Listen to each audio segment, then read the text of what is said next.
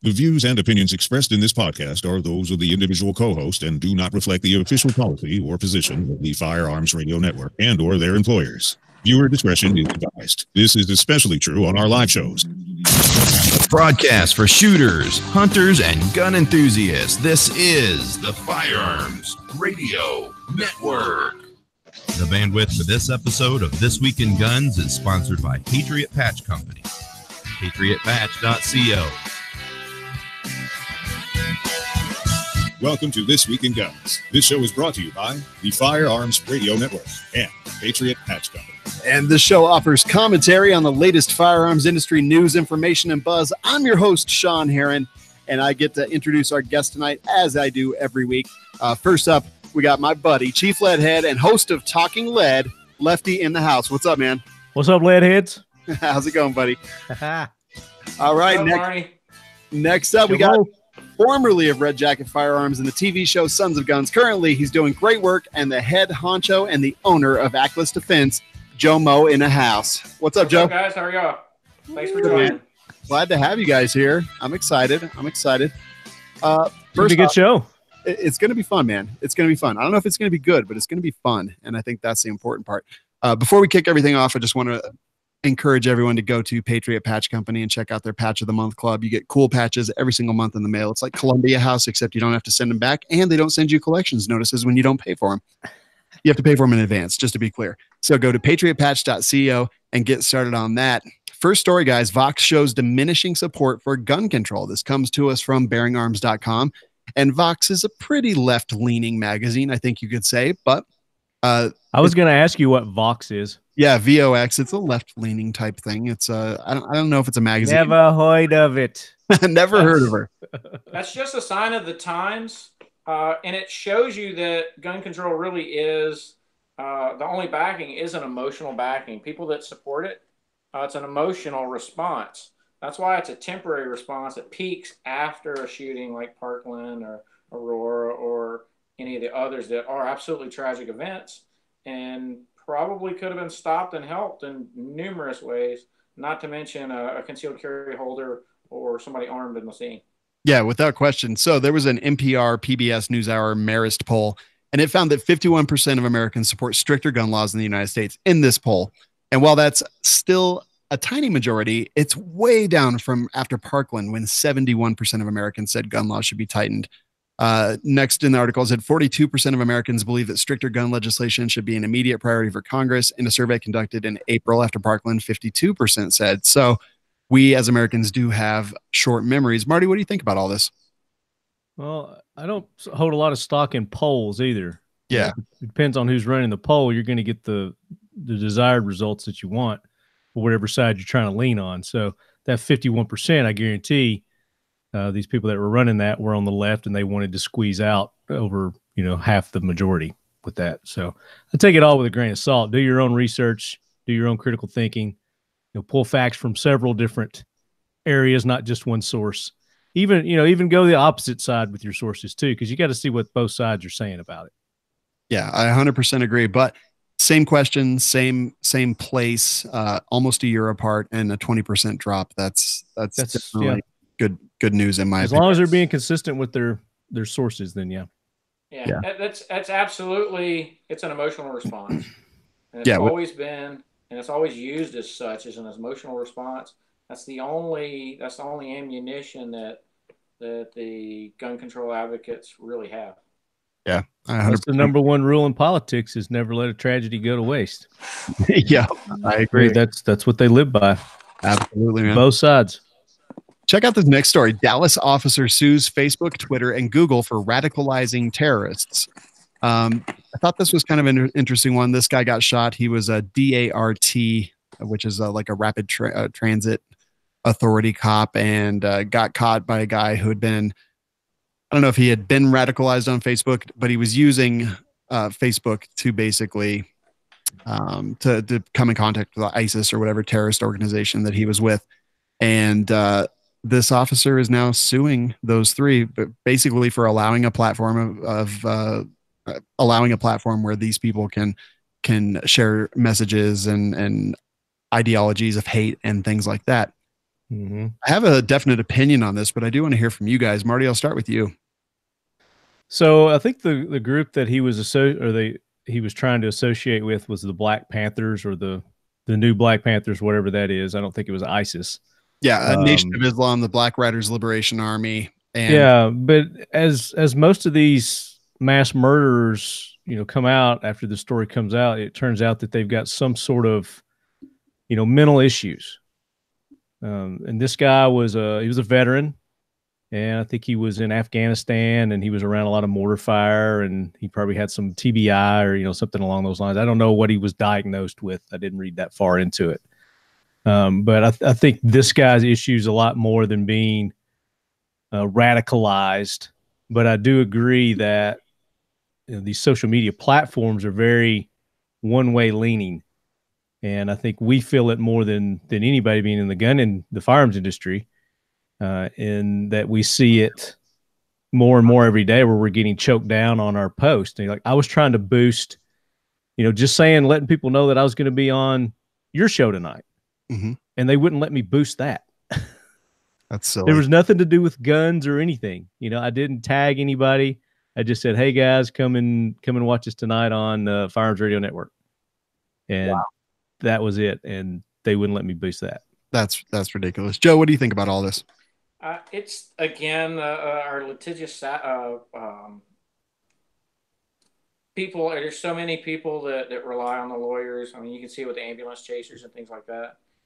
They just throw it at the wall and see what sticks, and they're looking for the person with the deepest bucks and deepest pockets.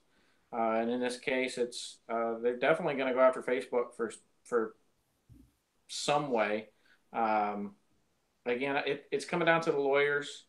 Facebook does, as Marty mentioned, heavily throttle right-leaning and conservative-leaning individuals and organizations heavily. So I don't know. I kind of have mixed feelings that Facebook's getting drug into it, but again, it's kind of like the spoon making the fat person fat, or the car for DWIs, or guns for mass shootings and things like that. It needs to go back to personal accountability.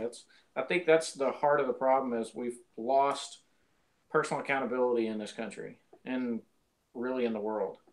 Yeah. Let me offer an alternate viewpoint here. Like, I don't like this lawsuit.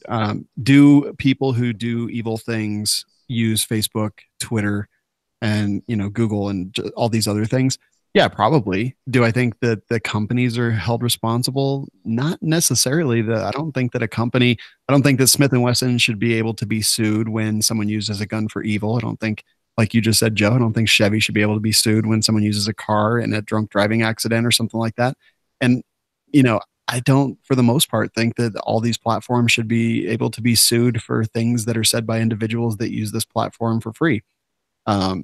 I think this is just kind of a ridiculous lawsuit. I'm not 100% sure where it's going to go, but I kind of don't want it to go anywhere, because if Facebook gets sued for this successfully, just imagine how hard they're going to crack down on anything that could be considered by them to be fringe, which, in my opinion, gun content is not fringe at all. But Facebook, I think, has a different opinion on that. I lost you.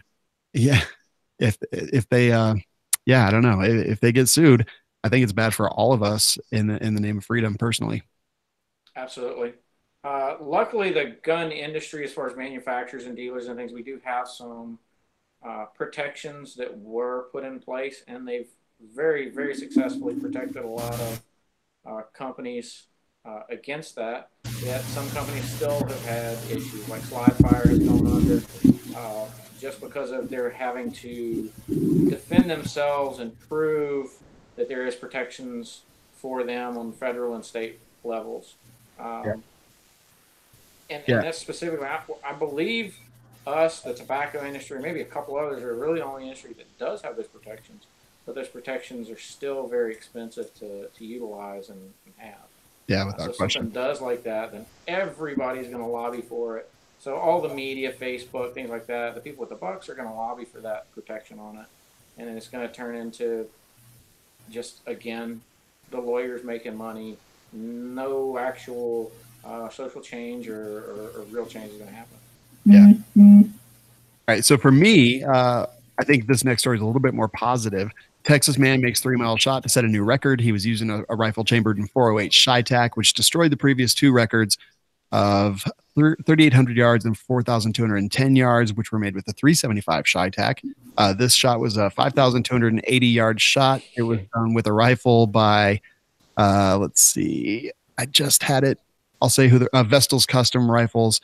A 390 grain bullet, 3,160 feet per second. It took 14 seconds to reach the target 3 miles away, and then probably equal amount of time for them to hear it when it came back. And he did it on his 8th shot.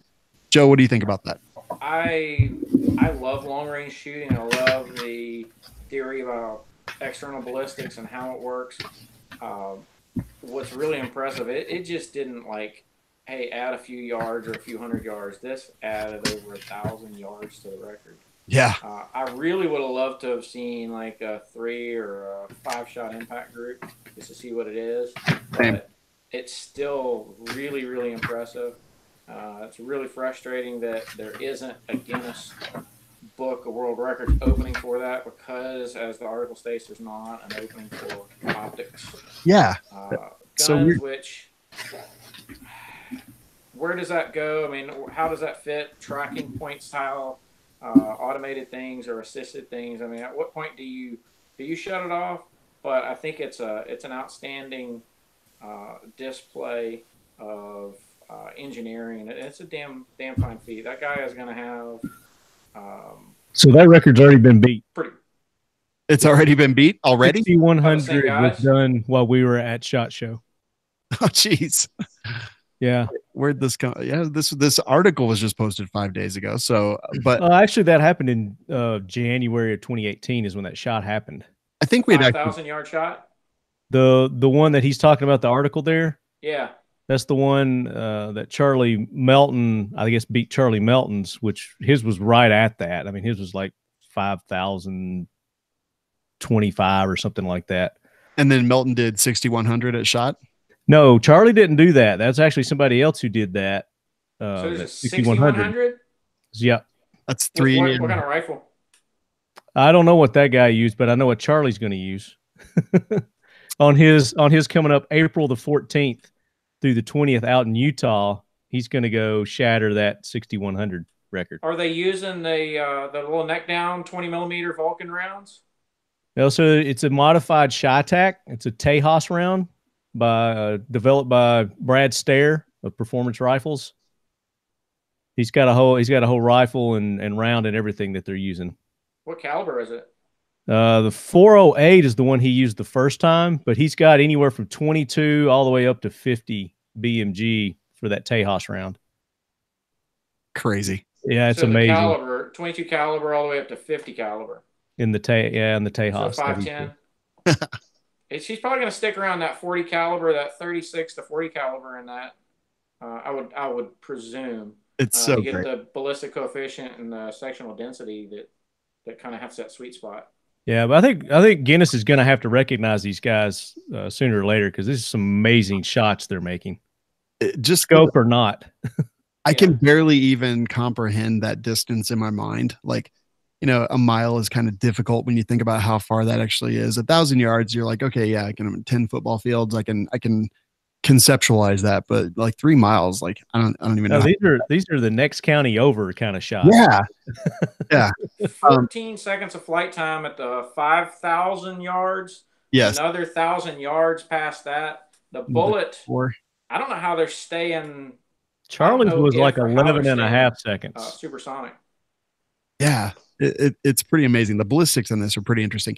They're pointing it out over in the chat on YouTube, but seriously, that the optic is mounted like a foot off of the rifle, which it makes sense. I mean, if you go to Charlie's Instagram page, he's got pictures.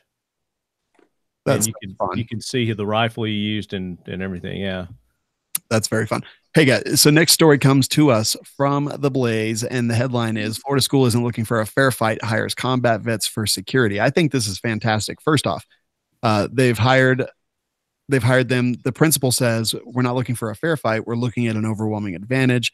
They're going to carry unchambered, and they're going to be walking around the schools and things like that. parents have been generally accepting of the guards. The guards are making about $50,000 a year, which is much higher than the allocation that the schools receive. Is that each, or is that 25,000 each? It looks like it's 50 each, but I guess good for them. Yeah, I can't be 100% sure. And then they each had to complete 132 hours of firearm safety and proficiency training from the Manatee County Sheriff's Department. Man, it seems like there's a lot of people that get it. What do you guys think, Joe, first? I think it's a good idea. I think an armed presence is the right way to go. It's the sheepdog theory. I find it interesting the rifles that they're kind of choosing. That they're kind of, and it is from Florida, correct? Mm-hmm. Yeah, so they're grabbing a Florida-based company. Looks like the rifles they're using, which I find pretty awesome. But again, I was a high school teacher for over a decade, and I always had access to a firearm, and I was always prepared. One of our principals always had access to a firearm. We had our SRO officers that were always there, and I always felt that we were fairly well protected. Kind of a rural school, but I do think it was the right direction, and people knew that there were armed individuals there, and it kept them from doing anything like that. It really de-escalated situations when people kind of thought about it. It's like, oh, there's a presence here, an armed presence, or something of that nature. Yeah, it's definitely a good method to discourage any kind of bad behavior. Now, Marty, I want to hear your thoughts, but I also want to point out that they're both military veterans, and the principal said, I wouldn't hire anybody who hadn't been shot at and fired back. I need someone who's been in that situation so that they react correctly. What are your thoughts on the overall story and that statement as well? I'm for it. Obviously, I'm for the teachers being armed as well, as long as they have similar training like these guys have. Obviously, I mean, they're not going to have the being shot at experience, combat military experience that these people are going to have. But like this guy said, he's taking it one step further, and I really like that. You know, he's being serious about it. He's showing how serious he is about it by bringing in, not just some wannabe cops, security guards. He's paying these guys $50,000 each a year, and I'm sure that's not a full-time job for these guys. So I mean, that's a chunk of change. And somebody's getting paid that kind of money, you're paying for experience and you're paying for their expertise. So I like what this guy's doing, and I hope other people follow suit. Yeah, I definitely agree. I think this is good. I think we're going to see more of it. But I don't want to see any militia type people, those. No, I want to see professionals. Yeah. I like the veteran route that he's going. Yeah. Veterans. I like the army of the teachers, teachers that voluntarily do it and go through proper training and take that personal accountability, not only for themselves, but then their students and the school, because it's going to be a bit heavier load that they do have to carry. I don't think it's excessive. Again, I was in that position as a teacher and always felt that I could at least at minimum protect my classroom, if not a good portion of the school. We were a fairly large campus. Yeah, it's good stuff. I'm glad that it would be nice. It would have been nice to be equipped with a RDB or a 5.56 rifle, but I think again, in the cases of this, it's a preventative. It's a. What I like about it also is that it's a display, like you said. It's out there. People can see it. They know it's not one of these where they got to guess whether the teachers are armed or not. They know that this school's armed, and I guarantee you, nobody's going to go pick on that school because it's been advertised that you're going to get your ass shot if you do. I would agree. Mm-hmm. Next story, new ITAR rules will ease the burden on FFLs. We have talked about this on the show previously, but I think, Joe, you're going to be affected by this. So basically what's going to happen, there was a document that was reviewed by NBC News that said only for state internal use. But basically ITAR is, I'll let Joe explain it, but basically they're going to change it from the State Department to the Department of Commerce, which is going to decrease the fees by a couple $1,000s a year. And Joe, A, do you think that this will affect you? And B, is this a good thing in your opinion? And why? It's really not going to affect me, the discount, because let me turn this a little bit. See that warning right there? Yes. Right there. All right. We are a ITAR compliant facility. We do that. We're going to be continuing with ITAR as far as export, the things we make. See that little gray thing right there that shoots? It's a machine gun grenade launcher. Oh, yeah. That thing right there, those things right there, all these things right here. So it's not going to affect us as far as the removing it out of DDTT or DDTC, moving it into a different area. It's still going to affect us. We're still going to have to go through it. So as a company on our side, we are a manufacturer. I'm a big proponent of it because I see a lot of small shops and I see it mentioned as a lot of hitches for other manufacturers, small R&D firms or small places that want to develop things, and they are limited because that's another almost $3,000 to start with, plus around $2,300, plus all of and what people don't understand is, yeah, the ITAR is $2,250 to $2,750 or more, depending on your exports and what you make. But it's the things that you have to do to maintain ITAR compliance. That is infinitely more costly than that piece of paper and that DDTC form that you have to do yearly. So that eases a lot of the burdens on it. Having specific individual compliance officers to keep track of just the changing rules and paperwork and things like that. It's an immense amount of upkeep for it.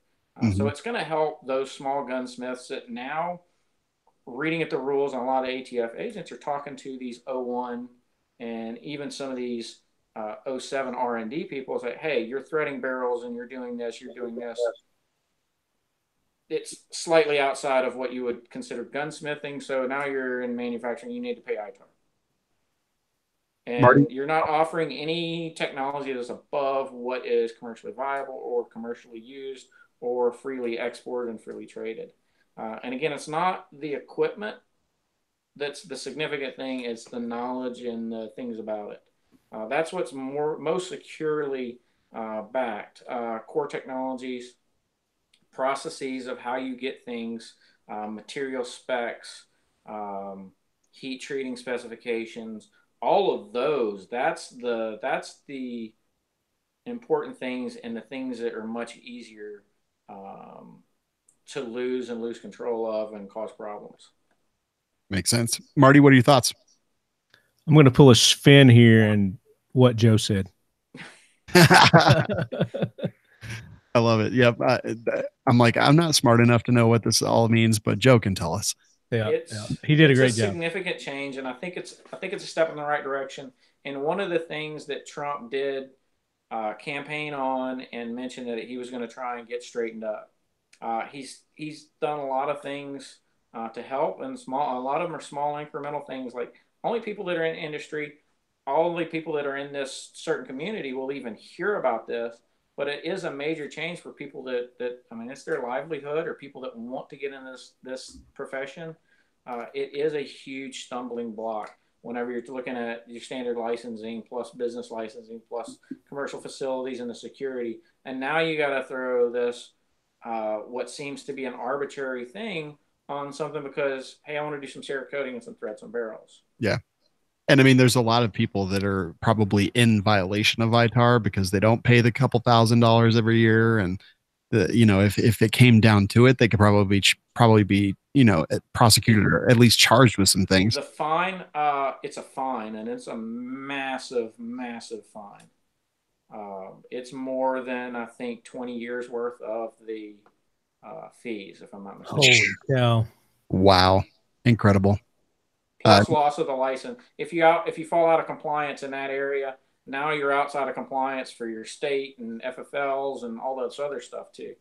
So it's a pretty significant thing, and that's one of those things that it really is tough to keep up with all of the changing rules and regulations. It's a tough industry. Yeah, definitely is. Next story: Texas man gets 8 years in prison for a 3D printed gun and a hit list of lawmakers. This comes to us from Fox News, but this guy, he was sentenced to 8 years. Basically, he was found with a gun. He shot off a couple rounds in the forest with an AR-15 style rifle that was partially made from a 3D printer. He was a prohibited person because of a violent altercation with his girlfriend. it was kind of an interesting thing. And he did have a hit list of U.S. lawmakers. He was inspired by a shooting a month before his arrest in Alexandria, Virginia, which left, it was the congressional baseball thing. Yeah. And, they stopped him from doing bad things. He was a prohibited person and he got 8 years for it. I think that's good. Marty, what do you think? Yeah, absolutely. It sounds like the guy was illegally in possession of it and he did an illegal thing with it. So he needs to be punished. Yep. Totally good. To the extent. I hate the headline of the story and the premise behind it. Yeah. Because he's not in jail for 8 years because he 3D printed a gun and yada, yada, yada. Good point. He's in jail because he was possessing a firearm as a prohibited person. And he had a hit list. I mean, both those things are pretty big no-nos, but it boils down to the fact that he is a prohibited person. There's already laws in place for him to not have a firearm. I know. They're already there. Guess what? He's a criminal. What is this going to create?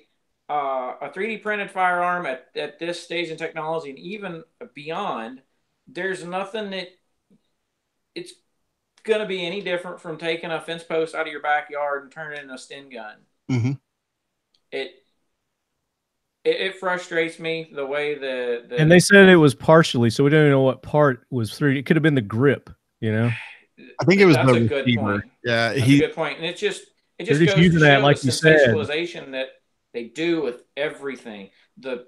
Just the example of the title of the article is already biased. Shocking.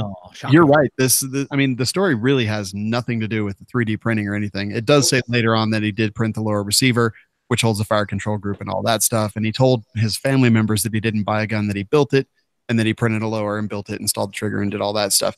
But yeah, you're right, Joe, and I'm glad you brought it up. Like, this 3D printing has nothing to do with the story. It's just a criminal doing criminal things, and with plans to do more criminal things, has been caught by the justice system and punished appropriately. They're trying to again evoke an emotional response, using the emotion rather than logical thinking to orchestrate change, orchestrate control. Yeah, I agree. All right, so guys, just imagine that you're sitting there, you're getting a root canal, they're drilling on you, and you suddenly hear gunfire at the dentist office. Well, this is basically what happened in Tennessee. Police are calling a man a hero for stopping a murder in a dental office. Guy walks into the dental office, his ex-wife, love interest or whatever, shoots her dead. Concealed carrier, I don't actually know if he's getting a root canal, but he was somewhere in the vicinity, heard it, shot the guy a couple times. The guy did not die, but then the concealed carrier stood by him until law enforcement arrived. And, good guys win. I think that's always a good one for us. Joe, what are your thoughts? It definitely stopped a bad guy. It was a firearm that was there. Unfortunately, it didn't stop the initial attack, but I'm sure if police would have showed up at the worst time possible, like right after he got there, and there wasn't a concealed carry permit, he might have had a barricade situation, hostage situation, or he may have just started offing people and offing himself. Yeah, so I hate playing what if, but in this case, it stopped anything from getting any worse. It's unfortunate somebody did lose their life. One of the questions that kind of pops into my head is if he was getting a root canal or was there for even minor surgery and he was destined to have some kind of anesthesia, at what point would he be not in a good position to be carrying a firearm? Good point. And it doesn't say in the article, it just says he was a patient. Yeah. He's probably just there for a cleaning. Yeah. Every 6 months, I go in for a cleaning. I talk, my dentist, we talk about guns and BS about guns and suppressors and things all the time. Yep. Same. Marty, what do you think? No, definitely a hero. I mean, the guy did textbook what you're supposed to do as a concealed carry person, at least what you I don't want to say that what you trained to do, but fortunately he was there and he stopped the situation. I think it took like the police 6 minutes to get there. So this all went down really quick. And the guy came in through the back. He was an older guy, 63. shoots his wife, the patient, then takes care of the shooter and holds him at gunpoint until the police arrive. And they said it took him like 6 minutes to get there. So he could have gone on a rampage, shot everybody else in that office if it hadn't been for this guy. Yeah, it definitely could have. I agree. I feel like we sometimes have to, follow things through to possible resolutions just to kind of learn from them. So, we can prepare for all the different scenarios. And I will say for, concealed carry person, if he was under anesthesia of any kind, if he was on laughing gas, if he called 911, he was like, I guess I'm because his mouth was all numb. Like, you never know. And that's why we talk about second call defense on this show, firearmsradio.tv/SCD. And that basically, they do have self-defense insurance and they do cover you in situations like this. Day one, $1, they make sure you have attorneys, that everything's paid for. You're never out of pocket. And just go check it out. See what you think and let us know if you have any questions. Next story. 2 Las Vegas men arrested for stealing guns from SHOT Show vendors. This is crappy. It's 65 firearms and suppressors were stolen by these 2 union forklift drivers at SHOT Show. I want to talk about real quick how they were caught because SHOT Show, everything's disabled. There's no firing pins and guns. So the ATF called all the local Las Vegas gun stores and things and put out an alert, which I've seen a lot of these. It's usually like a robocall or something, or they make a personal call to them. And they told them to be on the lookout for people wanting firing pins. Literally the next day, an FFL holder called into the ATF and said there were people in here. They bought a shotgun, but they were asking a lot of questions about firing pins of AR-15s. The ATF showed up, went to their apartment, found all the guns. These guys are going to federal, pound me in the federal prison. And Marty, what are your thoughts here? Jack wagons, definitely. I'm just surprised that something like this hasn't happened sooner at SHOT Show. It happens every year. I figured it probably did. Every year. Just don't hear about it. I'm gonna see if we can do some finagling. They were. I really like the way that they got caught. It warms my soul because it does seem kind of funny. There we go. Sorry to creep y'all out. There we go. That's better. I was like, I don't know. That's better. Get that mug in there. So they go in. Normally, what happens is like on an AR-15, the firing pin is ground down, so the firing pin's there. It still holds everything together. And more than likely, all of these guns, all these firearms have some manner of deactivation, which is required by SHOT Show. And it just goes to show you how we're required to use these union people to bring stuff in and out. That's the thing. And the holes that are in the security that they provide. But again, they're ballpark probably 100,000 firearms at SHOT Show a given time.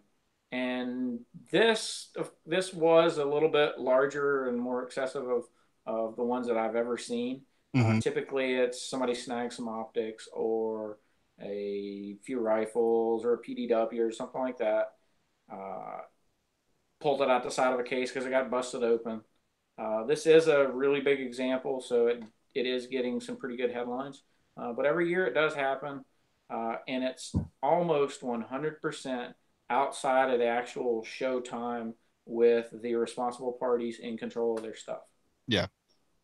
And union guys, both former criminals, I believe I read, and it does suck. Joe alluded to it, but yeah, these guys are required to use this union labor, and it kind of takes everything out of their hands, and then you trust these union laborers to do the thing. And look, I'm not trying to say that union laborers are crappy or that they're awful people or criminals or anything. It stinks that this stuff does happen pretty much every year, and people like Atlas Defense are required to use this labor. There's no other option. That's it. It's incredibly expensive, and you end up putting a lot of control on people that may not deserve to have that control.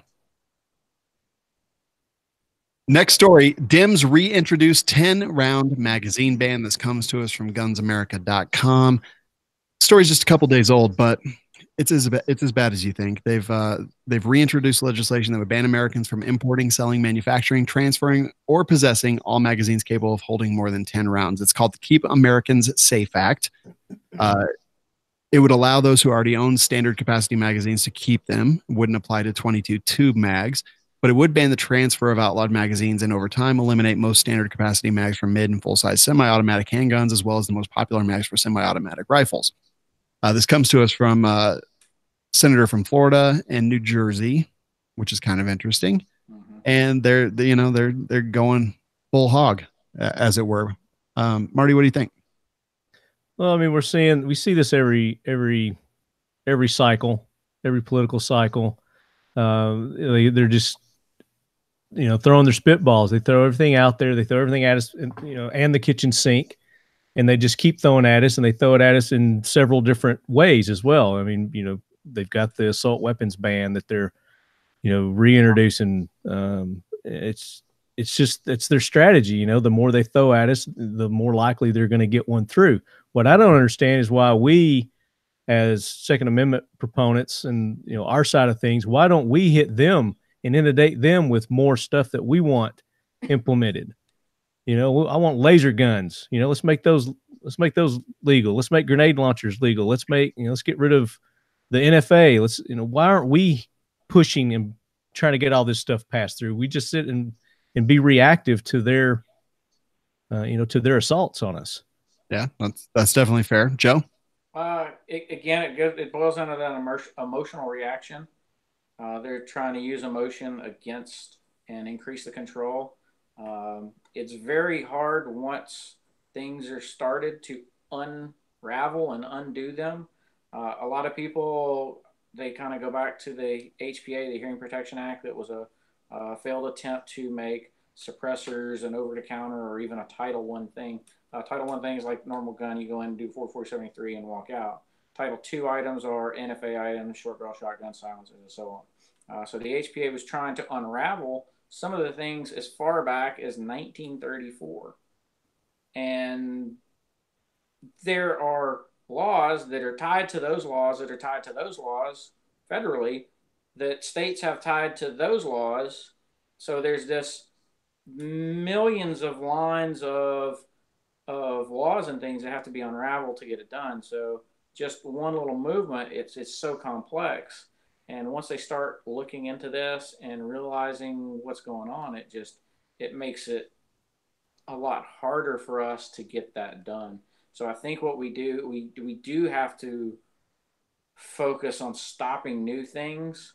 I would really, really like to unravel some of this stuff, but it is a lot harder to do because of all the unravelings. But we've got to start pushing our views and our wants and our needs through as well, just like they're doing, and get them caught up and distracted on trying to stop us, and instead of us trying to stop them. It's really hard to argue a logical argument to an emotional person. That's the truth, man. Yeah. And it's I mean, look at all of the new House members and how politically radical and emotional they are now. Yeah. I mean, we have put our trust in a system that is allowing, I don't have a word for it, but I'm sure you have the sentiment, that's allowing people that have that emotional response rather than a logical response. Yeah. I mean, it's America these days. Emotion rules everything. Yep. But hold on to your pants, guys, because that 10-round mag limit it's just the tip of the iceberg. There's also just the tip, baby. Yeah, the Dems file another assault weapons ban in Congress. You may remember the assault weapons ban from a decade ago now, I guess. But House Democrats have introduced a plan to bring back the long expired federal ban on assault weapons. A couple of important things here is this has no sunset. The other one was 10 years and then it went away if they couldn't pass it again. And this one has no such thing. It would ban the importation, production, or transfer of 205 firearms by name to include a myriad of semi-automatic AR-15, AK-47 variants, any semi-auto rifle with a detachable magazine, and any military style features such as a barrel shroud, pistol grip, threaded barrel would be caught in the net.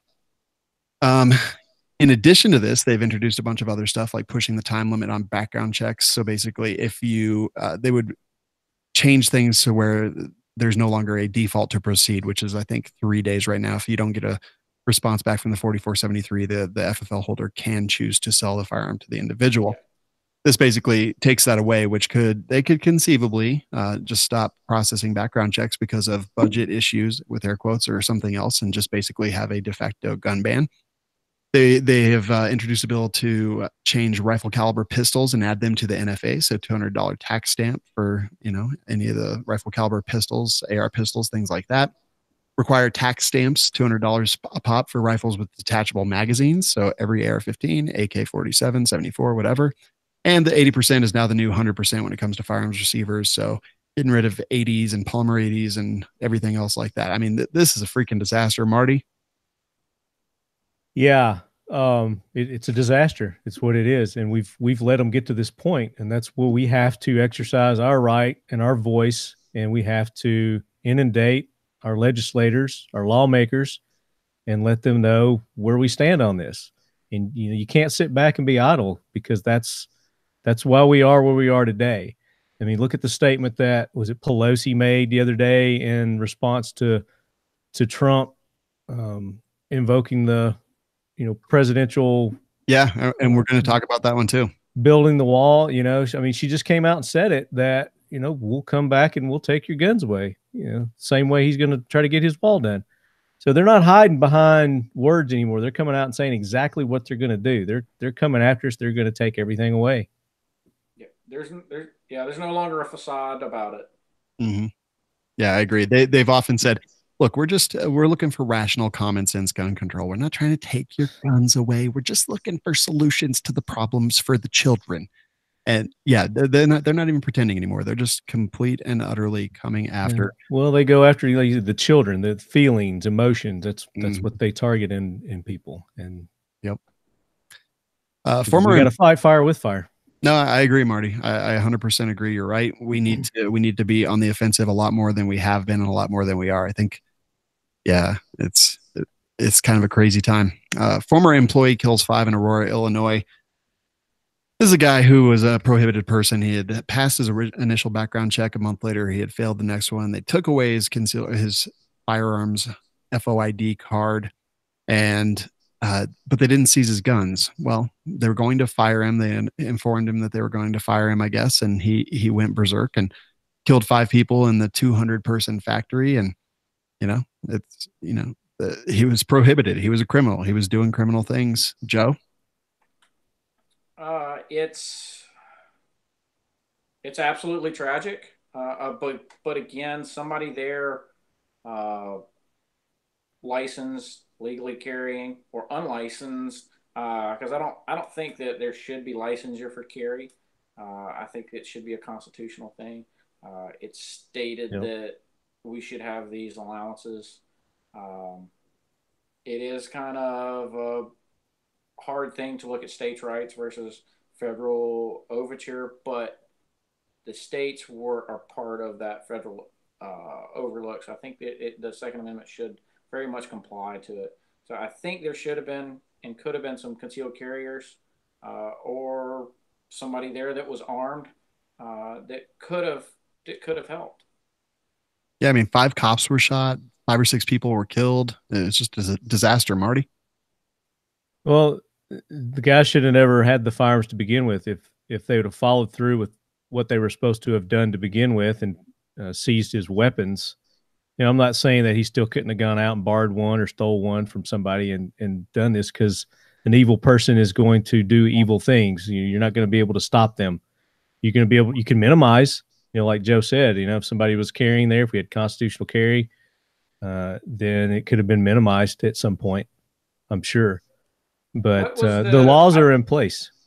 I didn't actually get to see this article. Was there a mention of the prohibitive event between purchases?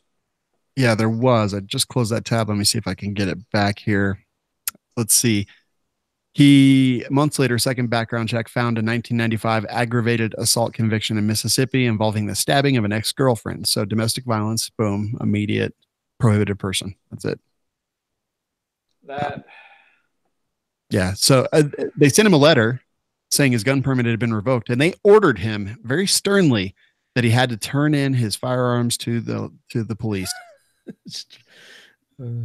Guys, it comes back to like, we have enough laws on the books, man. Just enforce the laws we have. Like this guy wouldn't have. Yeah. Just follow through. Yeah. I mean, maybe don't half-ass enforce them. Yeah. Ridiculous. Well, there is a lack and a disconnect in a lot of reporting agencies and reporting facilities. And that's one thing that a lot of the bands want to do, is to create this large centralized database, which I don't believe is a good thing. It may ease some of the issues, but again, the laws are not going to protect somebody that is not that doesn't follow the laws. Owner of a gun from snapping at that point. It's the person that's there on scene, the good guy, that can stop that. And we need more of those people to take that responsibility of not only themselves, their family, but be a citizen. Mm-hmm. An evil person is going to do evil things, and like you said, you can't stop them. You can hope to minimize it. Yeah. Yep. Kentucky sheriff suspends law enforcement in Kentucky, in a portion of Kentucky, a county, due to lack of funds. Tells everyone, lock your doors, load your guns, and get a dog. So perfect. Yeah, that's the way it should be. Don't rely on the government to protect you. Yep. If the sheriff's office can't protect you, who will? Well, you know what? It's not their responsibility. They have no duty. There's precedent on this. They don't have a duty to protect. Guys, it's like everybody else.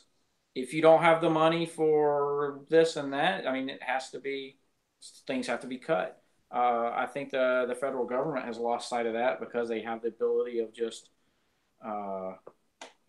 creating money out of thin air and taking on loans that they know they'll later, the interest rates will change and things like that. So they're just creating money. I think if everybody took kind of the lead of what this sheriff's doing and work within the funds that you have, don't push out and don't press out. I find that the whole government shutdown that federally was pushed over a $5 billion expenditure, mm-hmm. which was on a $4 trillion budget. Yeah, a several $1 trillion budget. I mean that it's literally almost nothing. I agree. Fiscal responsibility. I applaud the sheriff.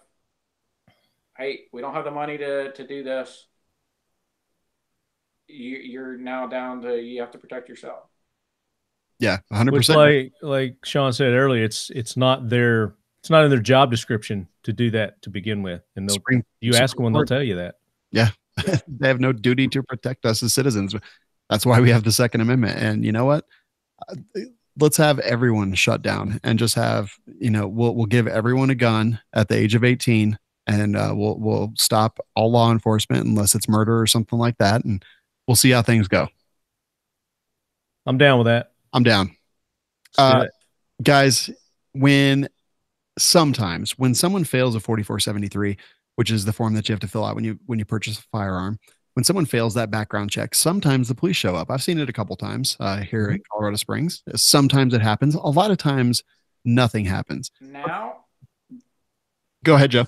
There has been a change very recently where it is a requirement now to report the denial to the chief law enforcement agency. And this is a change that has been implemented over the last 4.5 months or so.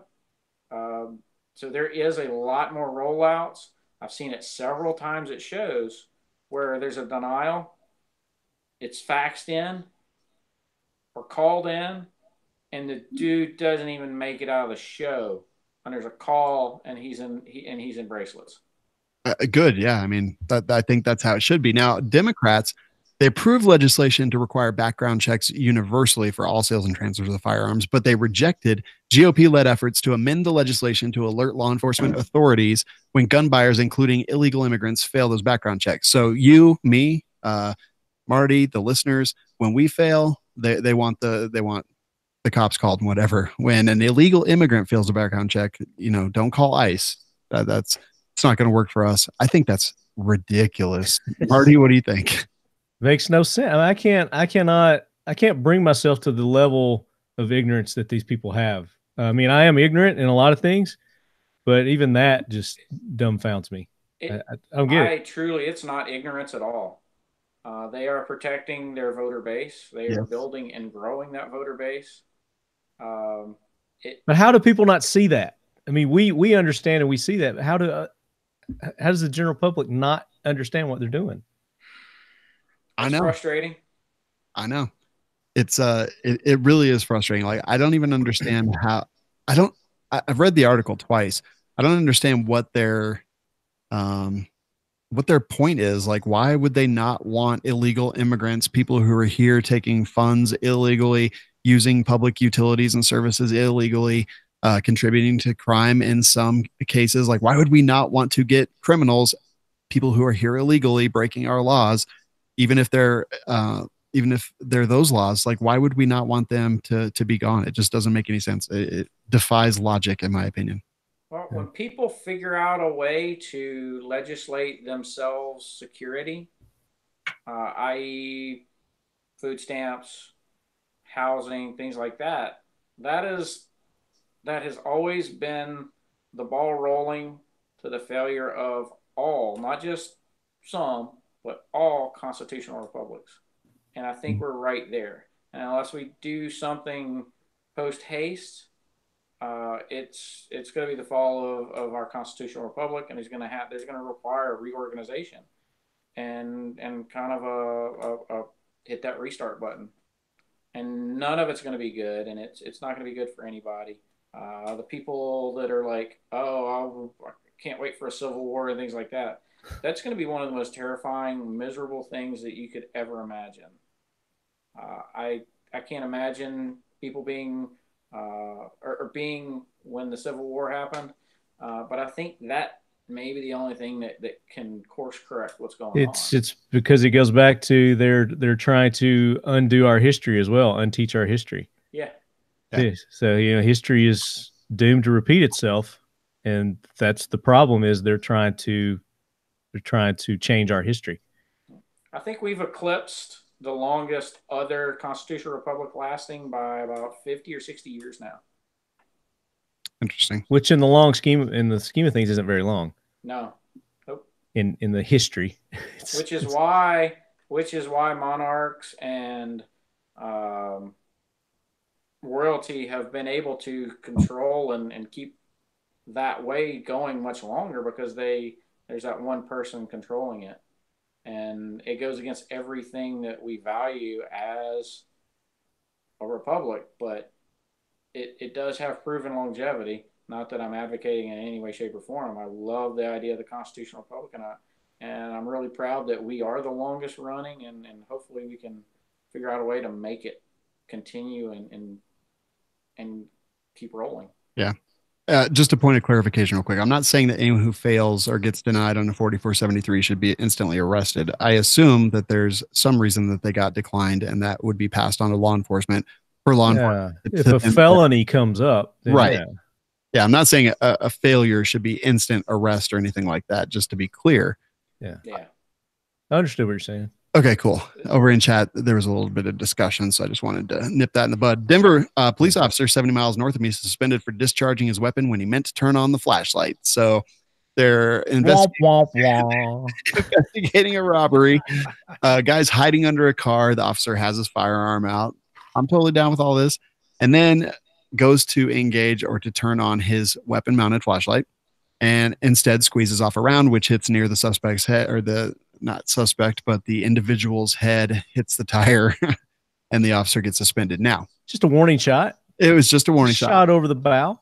I don't want to poo-poo the officer or anything like that. Like, I'm not sure if it was like a squeeze thing and it was that grasp response, or if it was, like an enforce where it's got the switch on the side, or the TLRs, or I don't really know what it is, but there's a lot there's a lot of argument on the internet as to whether a weapon-mounted light or a handheld light is the better idea. I don't really know which way I go. I just think that A, the officer's lucky. B, it's kind of a weird thing that happened. Joe, what do you think? Training. There's training required. I'm not a big fan of a weapons-mounted light as a primary. I think that's a secondary or tertiary light that you should have. I think you should have a standalone light. It goes against any training from when you're a kid. I mean, again, don't point at things you're not willing to destroy. Oh, wait, let me put this thing that I can't see anything unless I pointed at it. Right. I think it's meant not as a primary thing, and anybody utilizing a weapons light as a primary thing, it fails the idea of what's behind it. It's designed to help you aid in shooting the target. So it fails the American laws of rule of laws. Yeah, I think other countries don't. I think weapon-mounted lights are fine. Actually, I just think that when you're trying to search for somebody, I would maybe use a handheld personally. Exactly. Yeah. Yeah. Yeah. I've been testing several the dual fuel lights lately. I've come across some really good dual fuel, and the ones that USB recharge. Oh, nice. Really getting into those. So I've tried out 4 or 5 different companies. Don't start me on battery technologies and things. Oh, battery technology is one of our most limiting factors right now. Yeah. And there's some really neat stuff coming out, and one of them is the rechargeable lithium polymer stuff that is in a lot of the USB charging stuff. It's phenomenal stuff. Yeah, this could get into a way longer conversation just about that. We'll have you on Talking Lead, and we'll talk about it on there. There you go. Let's move in. Be a topic. I love it, man. Let's move into our last segment, our last story, and then I want to hear from you guys. Woman holds mountain lions are having a really tough week. So first off, in Colorado, we had a mountain lion. A guy was jogging. Mountain lion attacks him. He chokes it out and kills it, and then runs 3 more miles, wounded and bleeding. What? Yeah, totally happened. Just killed him. He killed it with his bare hands. Exactly. There's a panther, Joe. Watch out. This story comes to us. Woman holds mountain lion while husband shoots it. So on January 30th, a woman thought she was stopping a dog fight. She ended up holding a 35-pound juvenile mountain lion instead. The woman restrained both her dog and the mountain lion while yelling for her husband, who was still inside the house, to grab a gun. He came out, responded, and quickly dispatched the mountain lion as she held onto it. That's a mountain woman right there, boy. Yeah. She was holding the dog, holding the mountain lion, and somehow not being murdered. That's one bad woman right there. You don't want to mess with her. But we all know was this one? 35 pounds. Okay. You need to put her at the schools as security. Yeah, that's like. I think the other one, the dude, it was around a 45-pound. Yeah, it was also juvenile, but still not 3 times the size and weight of this thing. Yeah, like I'm afraid of house cats, man. Like a mountain lion, give me a break. He's a badass cat. I don't want to tangle with him when he gets a bad attitude. Yeah, I can't imagine something 2 or 3 times the size, or even a full grown adult. That's a lot of really well designed and a lot of evolution for a killing machine. I want to get back to the guy who choked one out. Dude, all right, so the thing attacks him. He gets it. He eventually gets his knee on its back legs, because when cats get turned on their back, they start clawing with their back feet. And he got that, and then he was able to get his right foot on its neck, and he was able to stand on its neck until it died. Is there video of this? No, he was alone. He was alone here in Colorado. I'm sure it's going to turn out to be some like failed grinder meetup or something. But as the story stands right now, it was a mountain. The cat took some chunks out of him. I saw some interview footage, and he's cut up pretty good. Yeah, like I said, I would not want to tangle with any wild feline at all. Mm-mm. Me either. So as a public service announcement, the Idaho government has basically given out some suggested responses when you come across a mountain lion. Since this is the second story in like 2 weeks, I feel like we need to talk about it. So here's what to do if you're encountering a mountain lion. Do not run. If you are with children, pick them up without bending over. Do not turn your back on the lion, crouch down, or try to hide. Remain facing the lion and slowly back away. Leave the animal an escape route. Try to appear as large as possible. Stand on a rock or stump. Hold up your arms. Stand next to others. Shout, wave your arms, throw objects if the lion does not leave the area. Fight back if a mountain lion attacks. Stay on your feet and use sticks, rocks, backpack, hands to fight back, and use bear spray if you have it.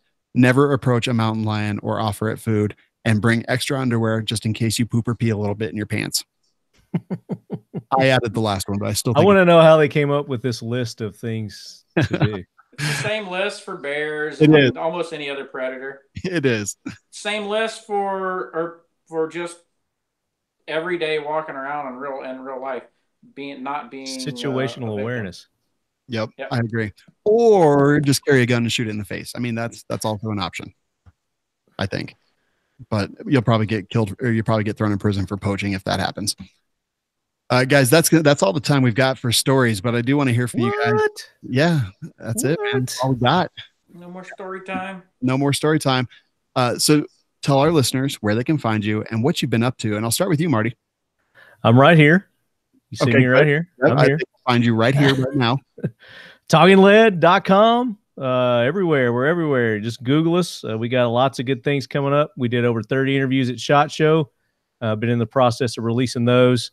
We had a great interview with World War II vet Al Mampry, the last surviving member of Easy Company.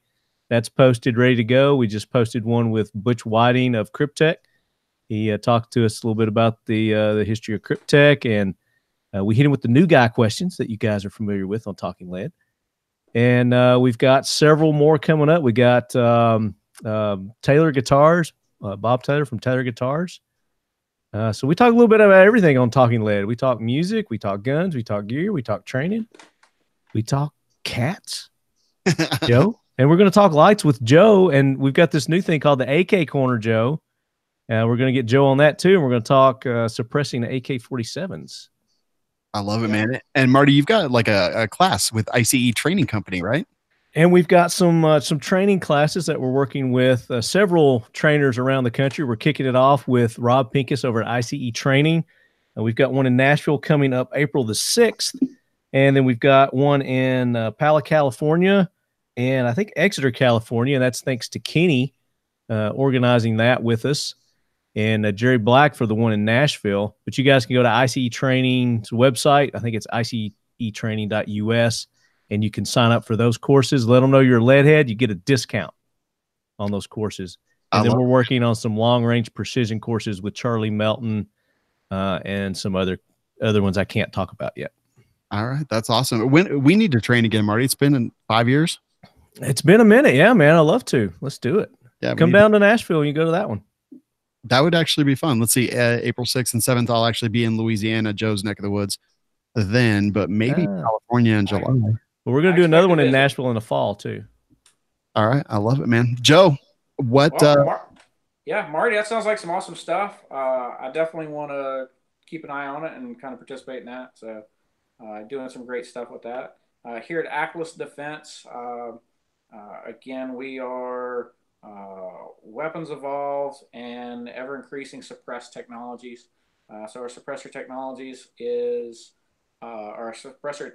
are growing every day. We're releasing things that you don't normally see from our future-proof systems. So a lot of times people buy a suppressor and they're stuck with that same technology. After they wait the background check, by the time they get it, it's already outdated. Well, with our suppressors, we are future-proof systems. While they're in jail here, if we have an update or an upgrade or a change, then we automatically do that. After your purchase, it can be easily done. So we integrate that future-proof technology in all of our suppressors, from our 22 that we've been selling for 7 years to our latest and greatest 5.56 can, which is one of the quietest, and it's an indoor hearing safe dedicated 5.56 can. So on a 5.56 rifle, it's under 132 dBs.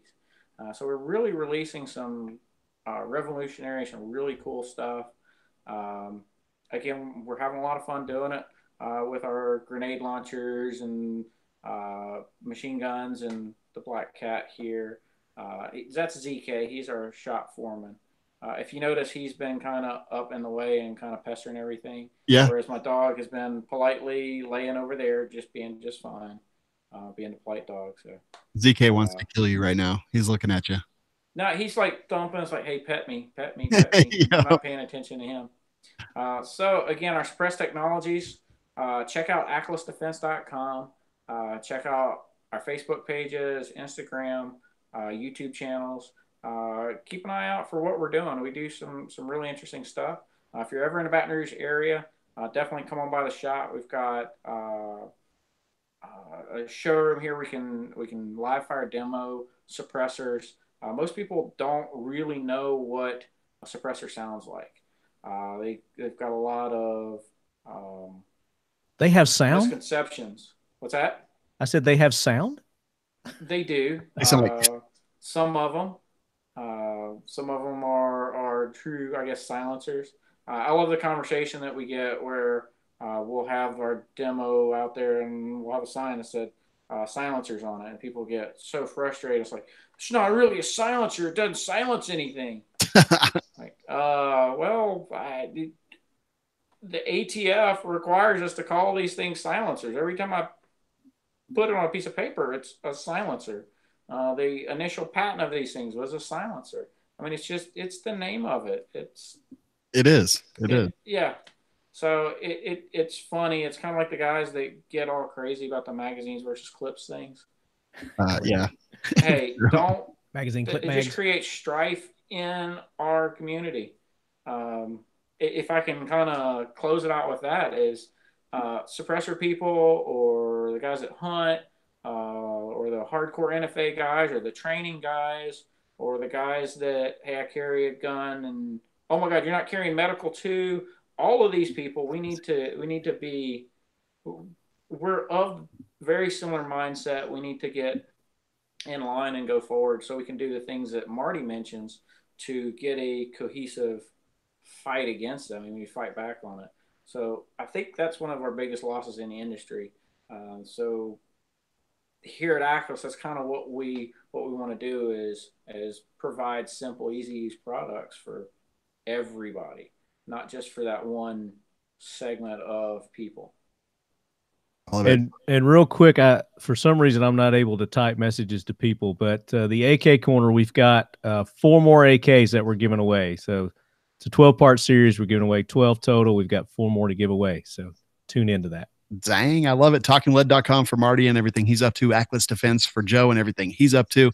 Joe, I am going to visit you. I will text you after the show and tell you when I'm going to be there.